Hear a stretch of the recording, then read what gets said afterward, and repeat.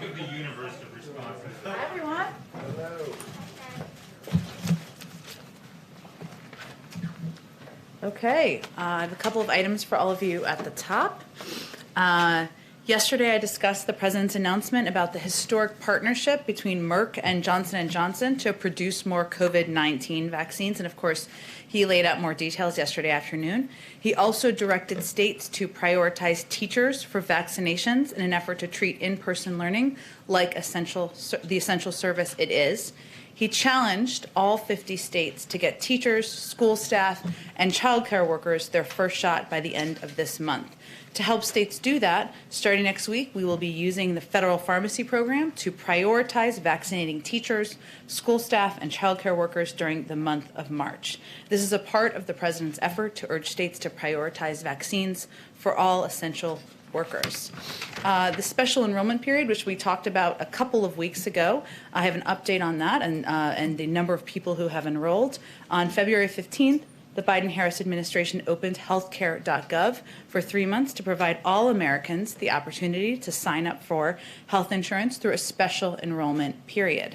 In the 2 weeks since, more than 200,000 Americans have gotten covered. These numbers are encouraging, but we can't slow down until every American has health coverage. There's plenty of time left to sign up, and of course, people who need health insurance can go to healthcare.gov to sign up before May 15th. Today also, and there's been a little bit of reporting about this, so I just wanted to go through this to provide some clarity. The President will issue his interim national security strategic guidance, laying out a vision for how the United States can seize what we view as a once-in-a-generation opportunity to renew America's advantages at home and abroad. The guidance is designed to communicate the administration's strategic approach and central priorities for national security policy. It describes the changed strategic landscape the United States faces today and affirms our enduring core national interests, including protecting the security of the American people, expanding economic prosperity and opportunity, and realizing and defending the democratic values at the heart of the American way of life. The guidance will provide direction to departments and agencies in advance of a new national security strategy, which we expect to release later this year, as many past presidents have done. And we will post this ISG on the White House website later this afternoon. I would also encourage everyone to tune into the remarks of Secretary Blinken, delivered this morning, A Foreign Policy for the American People, which touched on a number of the same pillars. This afternoon, the President and Vice President will also meet with members of Congress, which we announced last night, to begin working together in a bipartisan way to end cancer as we know it. Defeating cancer is of significant personal importance to the President, the First Lady, and the Vice President. And cancer is, of course, a disease that affects many Americans, no matter their political affiliation. This has been a priority of the President's, as we all know, for many, many years, and this is his first engagement with members of Congress in the Oval Office about it. One last piece, just to make sure you all are following the activities of the Vice President. The Vice President will be visiting a woman-owned small business in Alexandria, Virginia later today called Fiberspace. The Vice President heard how the small business has been impacted by COVID-19 and how they had to adjust their business model. She also will discuss the importance of passing the American Rescue Plan, of course, as you've heard us all talk about a few times, while she's visiting this small business. With that, Alex, go ahead. Jen, I want to start with your OMB nominee. Yesterday, the last outstanding Republican Senator, Lisa Murkowski, said that she did not tell the White House her stance on Tandon. What eventually did Tandon's nomination and why was she withdrawn? And can you talk a little bit about who you're looking at for a replacement, particularly Shalonda Young, Pelosi, Hoyer, and Representative Clyburn came out in support of her today. Is the White House looking at her as a potential replacement? Well, let me first say that given Nora Tandon withdrew her nomination just last night, I would not expect, or you should not expect, any announcement on a future nominee this week. Obviously, the President's schedule is quite full. His focus remains on the American Rescue Plan and the range of meetings and engagements he has already planned and scheduled. Of course, he has nominated Shalonda Young to serve as Deputy OMB Director, and that nomination, along with about a half a dozen nominees who have been nominated to serve as heading agencies, are still sitting and waiting to be confirmed. And so we would certainly encourage and urge action and urgent action on moving those forward. In terms of the nomination, Nora Tandon, as we've talked about for some time in here, is someone who's been has been leading still leads, I should say, a think tank in Washington, D.C. She certainly saw that the path to her own confirmation was narrowed and did not look like there was a path forward. I'm not going to get into the details of who was or wasn't against her or for her, or was or wasn't going to vote for her or against her. We can leave that to members of the Senate to speak to on their own. But it was a recognition that Nora Tandon made.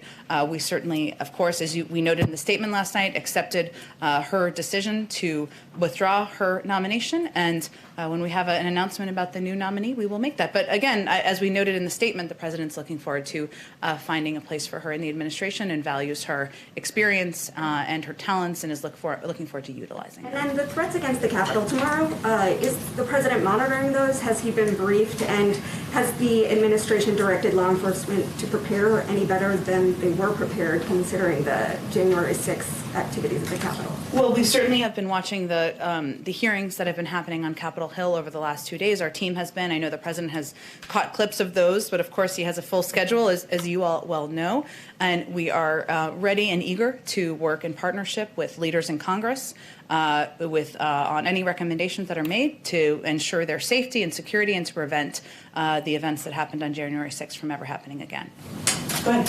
If I can quickly, a little homework around here as it relates to the COVID relief bill. I know we'll see you the president speaking to the House Democratic Caucus later today. Can you confirm that the president has signed off on these reduced income thresholds as it relates to those direct payments? Well, let me provide a little context here, because some of the reporting, it's all coming out, so some of the reporting is aligned with accuracy and some is not. No one's fault. First, I talked to the president about this morning. He's pleased with the progress that is being made on the rescue plan.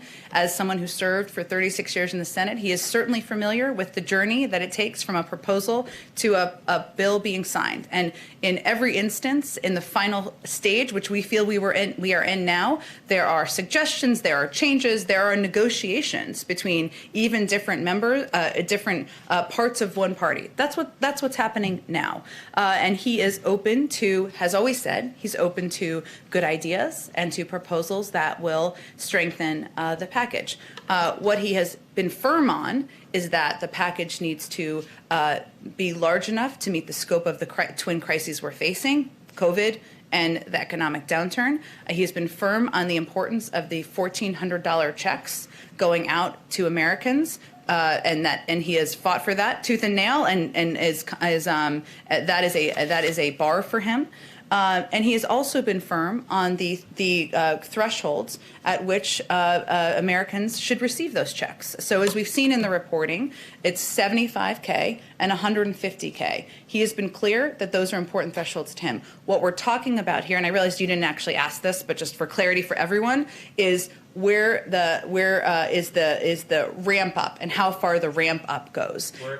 Where it ends, I should say, where it ends. And he has also been open from the beginning for that being more targeted and for there to be a steeper cliff at which that ramp down ends. So for clarity, does he support, I know he's okay with what you just said out there, is he okay with it ending at $80,000 for individuals, $160,000 for couples, and $120,000 for heads of households? He is comfortable with where the negotiations stand. Of course, there are going to be ongoing discussions. We don't have a final bill, as you know. There will be ongoing discussions. He is comfortable and knows there will be tweaks at the margin. What his firm viewpoint is that it needs to meet the scope of the challenge. It needs to be the size he's proposed. It needs to have the core components in order to have the impact on the American people. And he's confident that he'll have 50 Democrats that all support where it stands based on those changes to which he just referred to. Yeah. He is certainly, that's one of the reasons why he's meeting with members of Congress. You can define them any way you like, moderates, progressives, Republicans, because he's not taking anything for granted as we work to get this past the finish line. Let me ask you about these new rocket attacks that took place in Iraq. Obviously, still no formal assessment on who's responsible here. A lot of suspicion Iran's behind this. The president said to me last week, he said to them, you can't act with impunity. Be careful here. What do you do about this? What is the response we should expect from this administration following this new round of attacks? Well, just to confirm some of the pieces you mentioned. We are still assessing the impact of this latest rocket attack, including determining precise attribution. Of course, they just happened over the course of last night. As you noted also, we responded to recent Iranian-backed attacks on coalition and U.S. forces in a manner that was calculated, proportionate, and fully covered by legal authorities. That will be our model moving forward.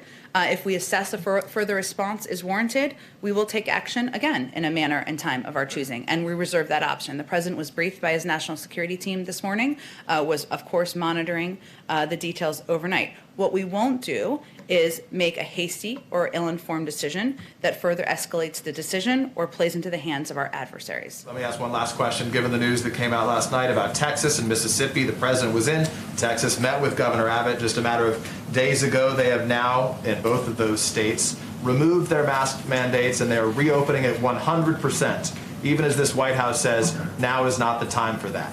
How do you characterize those decisions, and what do you say to the governors of those two states that are making them? Well, first, the president's position on mask wearing is based on the recommendations of health and medical experts and their views that it could save 50,000 lives. That is why he asked the American people to wear masks for 100 days. For nearly a year, we've been dealing and navigating and coping with this pandemic across the country. And this entire country has paid the price for political leaders who ignored the science when it comes to the pandemic. We talked a little bit yesterday about how people are starting to feel a little bit better in some cases. You go to the grocery store and there's Clorox wipes available, and a year into this, that feels better, but there's still more work that needs to be done. We need to remain vigilant, and he believes that, and he's hopeful, that people in these states will continue to follow the guidelines that have been set out and the recommendations made by health and medical experts. Go ahead. Jen, thank you. I have several questions about teachers getting vaccinated, but to follow up on Peter first, does President Biden plan to speak to the governors to have them reconsider their orders? And secondly, what are people in those states supposed to do if they're confused about whether to listen to their governor or the president? Well, first, I would say we're not asking people just to listen to the president. Of course, we recommend that, but we're asking people to listen to health experts, medical experts, the CDC, to Dr. Fauci, to others who are basing their recommendations on how to save people's lives. That's what we're asking people to do. The president's view is well known. We all know it quite well about why mask wearing is important, again, based on health and medical experts. He speaks with governors of both parties on a regular basis. He obviously traveled with the governor last Friday, and I'm sure he will raise this at the next opportunity he has.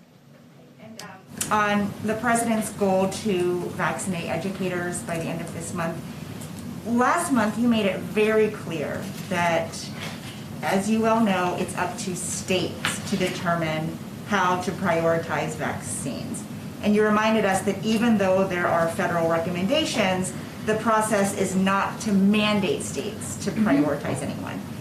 What has changed between then and now, and what power does President Biden have to direct states to prioritize teachers? Well, first, 30 states are already doing this. So that is the majority of states in the country who are treating teachers as essential workers. And that's what the president is asking, what he is recommending. We, of course, right now, the teachers will have access through pharmacies. That is, the supply that goes to pharmacies is through the federal supply. And so that is an area where we can work through a program that we have instituted to ensure that teachers are prioritized. So today you've said that he is challenging states, he's asking states, he's urging states, but yesterday the president said he is directing states. So is it just a firm request, or is he using some mechanism and authority to direct them? Well, again, he is using a federal program that is distributing vaccines to pharmacies across the country to ensure that teachers are prioritized. It remains the same case it's been, where it is not a prerequisite for schools to open. It is just it is one of the mitigation steps that can be taken for teachers to be vaccinated. But he believes that teachers should be treated as essential workers. There is, of course, the power of the bully pulpit. There is the power of the pharmacy program that the federal government is instituting. instituting. And certainly as the President of the United States, the leader of the country, he is conveying this is important. It's not a Republican or a Democratic issue whether or not our kids are behind. We have all seen the impact on mental health. We've seen the impact on kids being doing Zoom from their kitchen tables and kitchen counters. And everybody wants, if the president wants kids to be back in school, this is part of the effort to ease that. One last question on the effort. You're using the federal pharmacy program, which was supposed to establish more equity, especially for communities of color. Dr. Celine Gounder has called the move to prioritize teachers anti-equity since most teachers are white, and it's taking away from those people who are underserved. So what is the administration doing to make sure teachers and these people who are underserved will have the same access to vaccines? Well, first, we simply disagree, and not just me or the president, but the head of our equity task force and our health and medical team for a couple of reasons. One is it's critical to remember that the program is beyond teachers. It includes bus drivers, janitorial workers, childcare workers, a workforce that is broadly incredibly diverse. Second, getting kids back to school is one of the most equitable steps we can take, because what we've seen statistically is that Black and Latino students are disproportionately experiencing learning loss for a variety of reasons. Internet interconnectivity, parents who are disproportionately frontline workers, and this compounds the damaging effects of policies that already leave students of color with lower quality resources. So our view is actually that this step is one that is meant to help communities of color, help students who are already being disproportionately disadvantaged by schools being closed. Thank you, Jen. Oh, go ahead. Thanks. Following up on this, you said again that the CDC's recommendations were clear that educators don't have to be vaccinated to safely reopen schools, but we're hearing this big push, this prioritization with the White House through the pharmacy program. So what do you say to critics who say this just isn't about science, it's about politics and appeasing the unions? I would say that our actions have been clear, that we've been basing our recommendations to school, our work with school districts to reopen on science, on the recommendations of CDC guidelines, and that we've been clear it's not a prerequisite. It is not a requirement for teachers to be vaccinated. However, the president has also been clear he believes they should be prioritized, as many other frontline workers are, because they are playing a vital role, as essential workers, teaching our kids, educating the future of the country. So, this is a challenging issue, but this is a step where the president could take, using his ability, his authority, a federal government program, to ensure he's sending the message that teachers should be prioritized because of the value of their work, the essential role they play teaching the next generation. Schools across the country, many of which keep reopening every single week. As you know, Dr. Biden and our new Secretary of Education are visiting a few today. We'll continue to work with them and push for them. It's not a prerequisite, and nothing has changed on that front. I'd like to ask about Director Ray, but if I can just follow up there. Sure. What's your message then to other essential workers? Are teachers really more at risk in the classroom than Americans who are working in a meatpacking plant? Well, look, certainly the president has taken a number of steps over the last couple of days to expedite the availability and the access of vaccines to Americans across the country working in a range of industries. This is a step that he felt was important to take because of the impact on the next generation of kids, of the future of the workforce, future leaders in our country, and it's very clear that it's important for schools to be reopened. It's not a political issue or a partisan issue. We all agree with that. Okay, and thanks, I appreciate it. Just we have all these back-to-back hearings on Capitol Hill about the January 6th riots, and so much of a blame game, all this finger pointing. Capitol Police saying they didn't get information from FBI, the FBI saying they gave what they knew. Like, how can the president be confident now in Director Ray's ability to protect against another attack? Well, he remains confident in FBI Director Wray. He, of course, we will be monitoring the hearings, and I think there will be lessons learned as we come out of the hearings that will be applied across government, whether that's in Congress or certainly where they apply in federal agencies. And as you know, it's not limited to these hearings. There also now we have an attorney general, and there are investigations that are underway there. And we certainly want to do everything we can across the board to prevent an attack from happening in the future. Go ahead. Yeah. So on the congressional nominations, today your nominee for Health Secretary, Xavier Becerra, was basically got a tied vote in the Senate Finance Committee. Are you concerned, and have you assured yourself with people like Joe Manchin that this nomination is also not in jeopardy? Can you say a word about that? And what does it mean that you lost the Tandon nomination? What does that mean in terms of your ability to get things done? Or was that just an isolated case? Does it send a signal for the rest of the other nominations and other legislation? If you lose the Democrats. Sure. Well, let me start with the last question first. No, we don't believe, and any member of the Senate can tell you this, or I'm sure they will tell you this, that they look at each nomination and whether they're going to vote to support and confirm a nominee on an individual basis. Otherwise, every nominee would get the same exact number of votes, right? And they don't. And we had, of course, Cecilia Rouse was confirmed as the first woman of color to lead the White House Council of Economic Advisors with 94 votes. A number of nominees who the president has put forward have received an overwhelming majority of support from Democrats and Republicans. Miguel Cardona was just confirmed. Gina Raimondo was confirmed as Secretary of Commerce.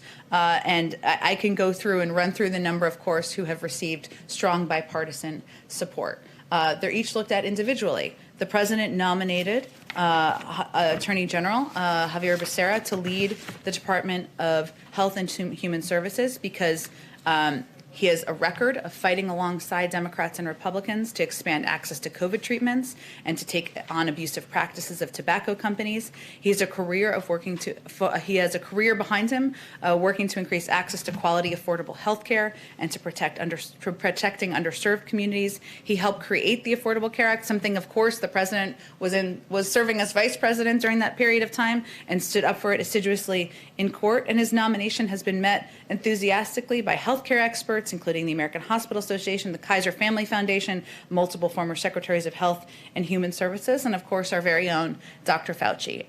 We certainly understood from the beginning that every nominee would not receive 93 votes, but we remain confident and confidently behind the nomination. And I will also note that Secretary Cassidy, of course a Republican, as you all know, told the Attorney General Becerra, I should say, that if he were a betting man, he'd bet he has the votes. So we'll see.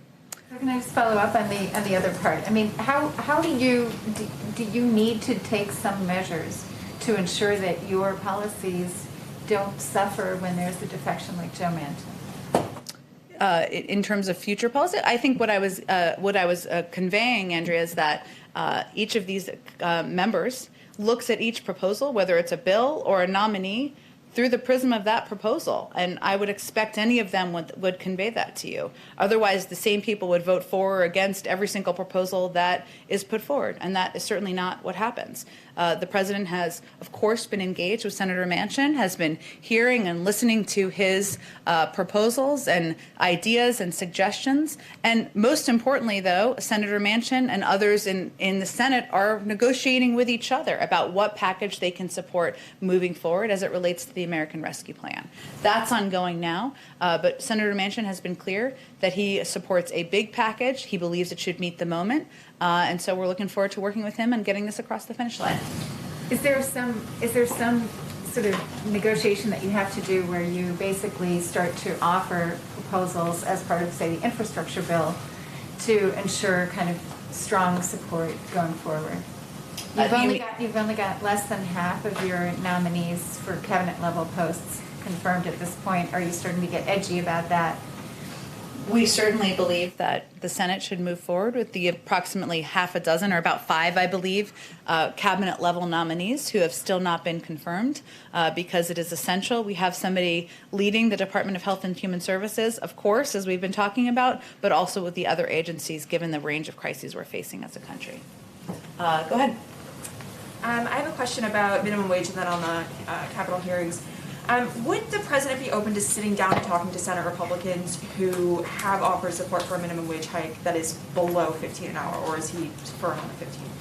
He's been open to hearing ideas from a range of members of both parties on a bunch of different topics. He's been clear that his proposal is to increase the minimum wage to $15 an hour, to do it over a period of time, which members of the Senate, including progressive Democrats like Bernie Sanders, also support.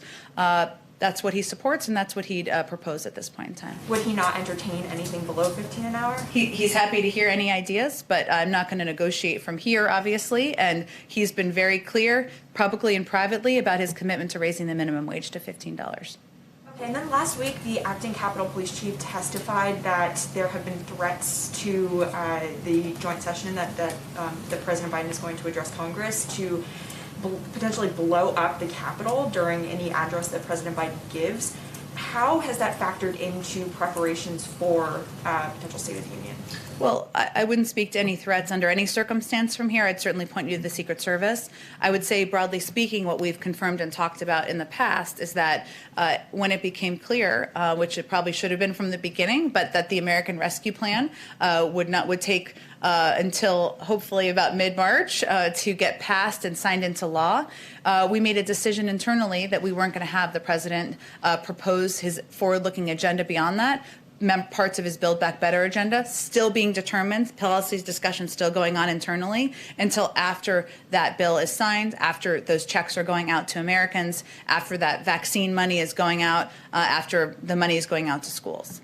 Sorry, one last question. Sure. The commanding general of the D.C. National Guard said today that it took more than 3 hours for approval to come down before the National Guard was sent to respond to the insurrection. But the Pentagon's Homeland Defense Chief actually disputed that and said that it was only over an hour. Is it concerning at all to the White House that almost 2 months later there is still no consensus on a timeline even within DOD on this? I would really send that question to DOD and to the hearings that are happening as we speak. This all happened, of course, during the prior administration, as we all well know. We're watching these hearings closely. We'll see what lessons are learned from them, and we're eager to work with members of both parties on putting forward policies that prevent it from ever happening again. Go ahead, Jen. I have 2 questions on 2 different subjects. Okay. First, this agreement to change the eligibility rules around the stimulus checks was something that got moderate Democrats on board. But are you concerned at all about the left on this, that they see this as negotiating against yourself and maybe not living up to the promise that even the president was making in campaigning with the Georgia runoff candidates? Are you concerned that by cutting some people out of eligibility, that you're actually giving people? There are people who are not going to get checks who did get checks during the Trump administration, and that in some way is not living up to his political promises. What the president promised and committed to was ensuring that the American people receive $2,000 in checks. This $1,400 is part of delivering on that promise. He also proposed, of course, a higher threshold, as you know, in his own proposal in his joint session speech that he delivered a couple of weeks ago. He has also been clear that he is open to changes on the margins of this package. While he is very firm on the $1,400, and as you know, there's been negotiations about trying to lower that to $1,000 or change the size of the check. He's unmovable on that, repeated that to me again this morning. And he has been very clear that the threshold should be at $75K and $150K for families. But he also knows that the sausage-making machine sometimes spits out a different package, almost always spits out a different package than what is proposed initially. These are negotiations primarily through Democrats in Congress with each other, but he's a part of, he rolls up his sleeves, he gets involved in them too, and, he's confident that this is a package with all of the components included and he's hopeful that Democrats of all political backgrounds can get behind. So before the previous package passed, he was already talking about his hopes for this package. So before this package passed, I know you're not rolling out your bigger Build Back Better agenda, but are you already thinking, is the administration thinking maybe that another stimulus check will be needed at some point in the summer or fall for people? Well, we're only 6 weeks in, so I can't predict for you there will never be stimulus checks in the future. Obviously, we're still in the midst of an economic crisis. That's the reason why the president has been clear about the urgency of acting here. The Build Back Better agenda, or more pieces of it, I'll just reiterate that the format, the order, the size of that has not been determined, and there won't be more details that are finalized or previewed until after this bill is signed and the relief is getting to the American people. So we'll see what it looks like at that point in time. Obviously, we feel these checks and the components in the package, whether it's preventing 11 million people from being dropped from unemployment insurance, or essential funding to get schools open, or funding to increase vaccine distribution around the country, is essential to not just the crisis in this moment, but what we're facing and looking ahead to the coming months. On another topic, is the administration providing assistance to Jackson, Mississippi for the water crisis there? Is that something that the president has been briefed on or will be briefed on, and sort of the equity issues around that as well? Sure, I'm happy to ask our acting head of FEMA about that and where the status of that and where it sits, and I can get back to you directly, or others who are interested in that. Go ahead. Yes, earlier this week you talked about a U.S. citizen named Sakulas, who now has diplomatic immunity, but people in Britain think she should come back to stand trial. You said earlier this week that she had been working during the prior administration, and I'm wondering if you can just clarify that. Does President Biden see the case of Sakulas in any different way than his predecessor does? I think I was stating what is accurate, that she was working previously during the last administration. I think that's an accurate statement. And I was conveying that I think I asked the person who asked about it, I can't remember who it was, to go ask the State Department, because they would certainly oversee things like diplomatic immunity and all of the questions that were being asked around her case. Sure, it was absolutely accurate. I'm just wondering why you brought it up and why you thought it was relevant, since she had not been a political appointee. And also, lots of people have said that President Biden might look at this case differently. He talks about the importance of empathy, and certainly the Dunn family, the parents of the boy who was killed in the car accident, would very much like for Sakulas to return to the UK for trial. Certainly, of course, watched the case, as many people probably on BBC. Have watched coverage of it in the past. I was asked the question, so I think I was just answering the question that was asked and providing context for people who are not familiar with the case. Obviously, the president has not even nominated ambassadors, as I know you frequently ask about in here. So I was just simply providing that context to people who had not been following it closely. But again, it's under the purview of the State Department, so I'd certainly point you to them, and I'm sure my old friend Ned Price is briefing today and be happy to answer your questions about it. Go ahead. Thanks, Jim. A couple of questions. The moratorium on evictions that the president extended in January is set to expire at the end of the month. Since another extension is not included in the COVID bill, a lot of activists are urging him to issue another executive order extending it further. So does he think that the moratorium needs to be extended, and is he willing to do it through an executive order? It's a great question. As you know, because I think it sounds like you follow this closely, it is actually agency action, so he can direct it or ask for them to look at it, but it is really up to agencies to take those actions. Multiple agencies are involved in this particular action. I will check with our NEC team and see if there's more to preview for you as it's expiring. I think March 31st? So we have a couple of weeks, but I'm happy to talk to them about that. And one more question. Last year, the previous administration extended the tax filing deadline to July the 15th because of COVID. We're still in the middle of a pandemic, so is that something this administration is considering, and if not, why? I would certainly suggest you ask Secretary Yellen's team and, of course, the public affairs team at the IRS that question, who would make that determination. Go ahead, Hans. Given the clear importance you're placing on vaccinating teachers, I'm wondering if there's been any discussion at all about holding back some of the federal stockpile outside of this sort of federal pharmacy program and going directly and having some sort of program to vaccinate teachers. I think this is the step that we feel is most effective and immediately impactful in terms of ensuring that teachers can go to their local pharmacies that are already functioning, already distributing the vaccine. We've seen, I think in some New England states, there was some reporting about it already being underway or about to be underway. So this was the step that our team that oversees the operational components as well as the health components felt was most effective. We always reserve a range of options. We understand we're still at the height of a pandemic, but I don't have anything to preview, nor am I aware of that being under consideration. Okay, so that's my basic question, is if this was never under consideration, or you don't know if it was, if it were? Look, there was a determination made. This was the most effective way to get more teachers vaccinated. Already 30 states are already doing it on their own, but this was a way to ensure that teachers in states across the country can go to the local pharmacy and do it. I can't tell you how many ideas are considered before an idea is finalized, so I'm not going to speak to that. I'm not sure anyone here would, but this was the idea that was determined to be most operationally effective, so that's hence why we're doing it. 20 holdout states, if they continue to almost countermand the president's orders, what are your options? Again, I don't think we're there.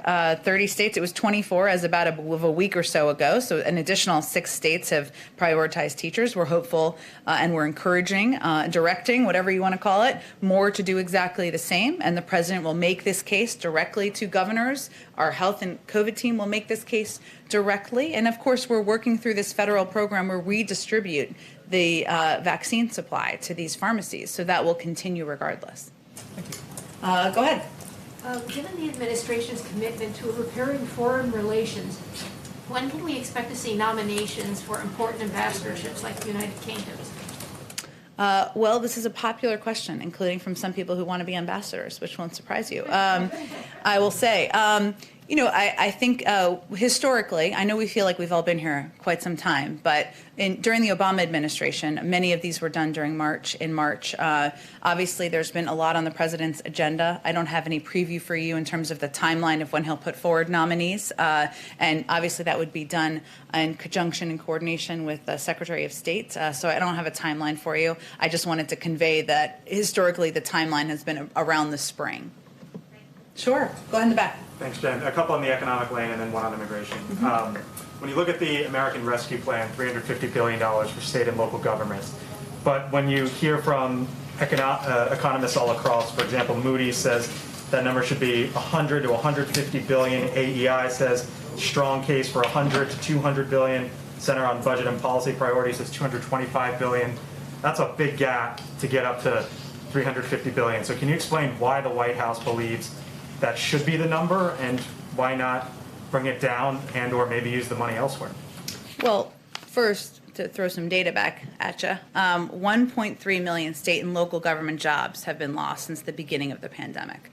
The people we're listening to are the 400 mayors, Democrats and Republicans, who have conveyed clearly that they need assistance, they need funding to ensure that they can keep cops on the beat, they can keep firefighters employed, and they can keep state and local governments functioning. We're still at the height of a pandemic. The pandemic is not concluded at this point in time, and they're also looking ahead to what their needs are down the road. We've also, we proposed, as you said, $360 billion for this package, and we also, let me add one more statistic, 32 states have revenue shortfalls compared to last year. So it's clear there is a need out there, and we are not going to recover from this pandemic tomorrow. The economic recession will not be recovered tomorrow, and so it's important that we listen to and work with these state and local leaders on what their needs are on the ground. I'll also note that while we proposed more than $300 billion in our package, there was a proposal of zero from Republicans. So there wasn't really a negotiation on this. We were meeting the needs and the requests of state and local leaders, consistent with what we've seen statistically about the job losses. And on the issue of direct payments, I know you said you can't predict the future, obviously. Jen had asked about the need potentially for another check down the line, but there was a letter that was sent yesterday from 10, I believe the number was, Democratic senators asking for recurring payments, not one-offs, but recurring. Does President Biden support the idea of recurring direct payments at this time? Payments as a part of the rescue plan, or as kind of a Build Back Better. As a Whenever future? Build Back Better plan is released, they are calling on recurring payments being a part of that. Well, I will say there are a lot of ideas that will be put forward. The president has already started engaging and talking with members and outside groups and stakeholders about what they'd like to see moving forward. But I'm not going to get ahead of the agenda at this point in time. And on immigration, since January 25th, at least 108 migrants have tested positive for COVID-19 after crossing the border. In some cases, they've been allowed to hop on buses down for points across the country. A couple questions on this. One, what is the administration doing to make sure that this doesn't contribute to spreading of COVID-19? And is the administration looking at maybe creating shelters for people who test positive? Well, first, the majority of people who come to the border, families, adults, are turned away. And that remains the case because we are still abiding by Title 42 at the border. In the narrow and limited instances in which migrants are placed in alternatives to detention while their cases are being adjudicated, testing for COVID-19 is done at the state and local level and with help of NGOs and local governments. So that is a consistent part of our approach and what we do as migrants come in at the border. Of course, our guidance, regardless of status, is testing positive for COVID-19 or experiencing COVID-like symptoms is to isolate, continue to social distance, wear a mask, and seek medical attention if needed. But as a part of our process, individuals who are adjudicated are tested for COVID-19 in partnership with state and local authorities. No need to isolate to make sure that they don't. Well, certainly isolation or isolating quarantining is a part of what our recommended health guidelines are, and certainly part of what happens at the border when there are symptoms that are displayed and when testing is done. Go ahead. Oh, sorry. I didn't go to April. I'm sorry. Go ahead, April. She just hasn't had a question yet. I'll come right back to you. I promise. Yes. Go ahead. Hello. Hi, Jen. Thanks. April, you've been so quiet back there. I apologize. Go ahead. Okay. Well, you may not think after I ask all these questions. Oh, go ahead. Go ahead. We're not in a rush. I have a couple of questions on several different topics. Going back to the issue of vaccines, when is this administration expecting herd immunity? And I ask that because there are still populations in this nation that are not running to this vaccine, even though these vaccines, even though you're flooding the zone. Is there a concern that herd immunity will not be reached at the time that you are hoping for because of this mindset in certain communities? Well, I'm not going to make a prediction about herd immunity, but I will say that you're touching on an incredibly important point in that now that we're at the stage where the president just announced we'll have enough vaccines to vaccinate all of the American people by the end of May, we will eventually reach a point, to your point, April, where we will have more vaccines than people who want vaccines. That feels hard to believe at this moment in time, but we are focused on, we are concerned about the level of vaccine hesitancy in a range of communities across the country, and certainly communities of color or communities where there's been a higher level of vaccine hesitancy. Now, we are working to take a number of steps. Of course, we have an equity task force led by Dr. Marcela Nunez-Smith to look at this closely, take the appropriate steps, do planning, plan communication, plan outreach that is going to be effective. But this will be a focus. We are, of course, concerned because we know we will reach a point, which we're already seeing, but we'll reach a point where we have more vaccines than we have people who want to take them. So, but at some point, understanding if you listen to the science, if you have a majority in one community taking it, and not a majority in another, it's all for naught. You won't reach herd immunity and you still have a problem. Is there still a concern? There's absolutely a concern about swaths of the population not feeling that the vaccine is safe or effective, and certainly relying on a problematic and tragic history that has contributed to vaccine hesitancy. So this is a significant concern of ours, and one that we've been focused on from the beginning, and we will be focused on direct outreach, direct communications, and a range of efforts to help address this and reaffirm how safe and effective the vaccines are. H1 and S1, DC statehood and statehood for Puerto Rico. Where does the president stand on statehood and the reality for statehood for DC and Puerto Rico this year, particularly when it comes to Puerto Rico, because there seems to be a split in the Latino delegation on the Hill about statehood or some other type of process for Puerto Rico. Where does the president stand?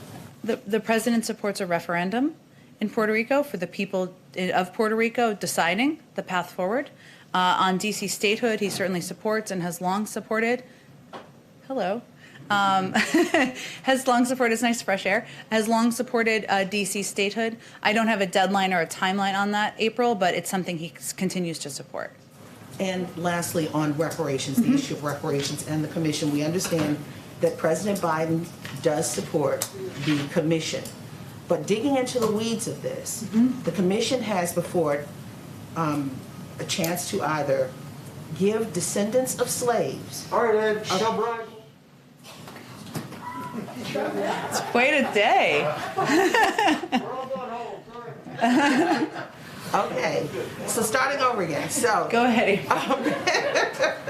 So basically, does the president support the idea of giving descendants of enslaved Africans financial payouts, which some have said that it would indeed bankrupt the nation if that were to happen? Or does the president support the idea of funding areas that are still disproportionately negative for the black community, like housing, closing the wealth gap through job issues or initiatives, education, etc.? Which way does the president fall? Well, I don't think he sees it as either or. He supports, as I think you know, April, but others may not be as familiar with, a study of reparations and studying the continued impacts of slavery. And that's something, of course, that's a part of this package. At the same time, he understands that we don't need a study to take action right now on systemic racism occurring today. And that's why he's taken a number of steps, even in the last 6 weeks since he took office, launching a whole of government initiative to advance racial equity, reversed President Trump's executive order excluding undocumented immigrants from reapportionment count, preserved and fortified protections for Dreamers, reversed the Muslim ban, repealed Trump Interior Enforcement Executive Order, and he is looking for, in every instance where he's implementing policies, whether it's on housing, whether it's on addressing economic disparities, getting assistance to small businesses, ways to address the long and historic racial disparities that we're seeing across government programs and across our country. So he's not waiting to implement new policies. He is instituting an across government and across the federal government approach to addressing racial inequality. The financial payout will close the wealth gap and the income gap in the black community. I think he wants to see the outcome of the study, and he supports the study of reparations and what the impact would be and what it would look like. Well, let me get just to our last friend back here, and then No, thank you. We wanted to. We'll blame Doug Mills. Go ahead. Just kidding. Go ahead. We can't blame him for anything. Go ahead. Two questions, if I may. One international and one in-house question. International. Yesterday, North and South Korea actually stood together to denounce a Harvard University professor's article. He claims that the... to renounce it? Yeah, denounce. Denounce it. Okay. Yes. He claimed that the Campo women during the World War II were actually not sex slaves, but voluntary prostitutes. Many Asians and Koreans are furious, especially that the top university in America supports the publication of article under the name of academic freedom.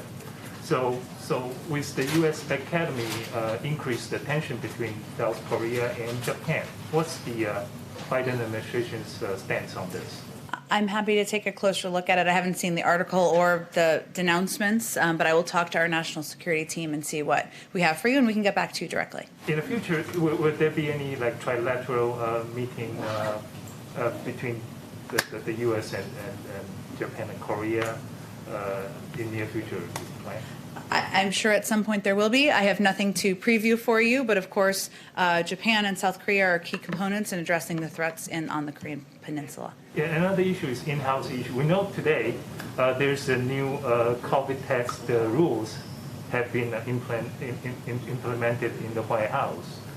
Some suggested that if the White House can provide vaccinations to the White House journalists and cameraman, this daily test issue could be resolved. Does the White House have any plan to do so? Well, let me first say the good news is that we now have enough vaccines we will, by the end of May, to ensure every American is vaccinated. Well, a little bit after that, once they are all in place, including journalists, of course, and many of you may be eligible before that. We put in place new policies. One, our objective is to protect all of you, to protect the people in the White House, and to abide by COVID-safe protocols. As you know, and just for full clarity, anyone who is in the briefing room as a part of the briefing room pool is not charged for tests. We cover those tests. Anyone who is in the pool for the president, we cover the cost of those tests, and same for the vice president. And our objective is certainly bringing an end to the pandemic and having this room full again without masks and doing that in a safe way. So we'll look forward to that. Thank you so much, everyone. Have a good afternoon, or I'll see many of you. Follow up on Puerto Rico real quick. Oh, okay. Sorry. Sure. Sorry, this is just. It's okay. It's niche-y, but. It's fine. We like niche in here. Well, the Department of Justice has under Trump appealed a decision that would have allowed Puerto Ricans to receive supplemental Social Security income.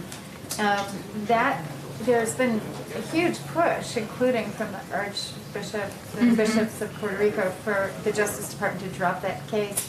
That has not yet occurred, and now the Supreme Court has scheduled this case. Can you tell us what your thinking is on that? It would free up $3.4 billion worth of funding for Puerto Ricans, whom the president repeatedly said he supports getting more aid to people in Puerto Rico. He did, and the president has been clear, and he was on the campaign, that he and his administration will focus on the needs of Puerto Rico and its residents. We've worked with Congress to address parity in two critical areas via the American Rescue Plan, representing an initial step forward in the administration's Puerto Rico policy. In the plan, Puerto Rico will have parity in terms of the child tax credit, which I know is a big concern, and the earned income tax credit, which have been key efforts to reduce poverty and support working families. We also support legislation to ensure residents of Puerto Rico have access to Social Security benefits, as you noted, and we'll work with Congress on that. There, of course, separately, just for clarity, is a Department of Justice. The Department of Justice would, of course, be able to speak to more effectively than we would on the Supreme Court case.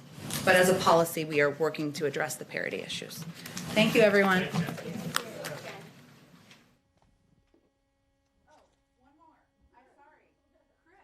Mar is our new deputy press secretary, and he's sitting in here, and you are all welcome to come visit him, ask him all the hard questions, but we welcome him to the team, and he looks forward to working with all of you. Awesome, Chris. Thanks.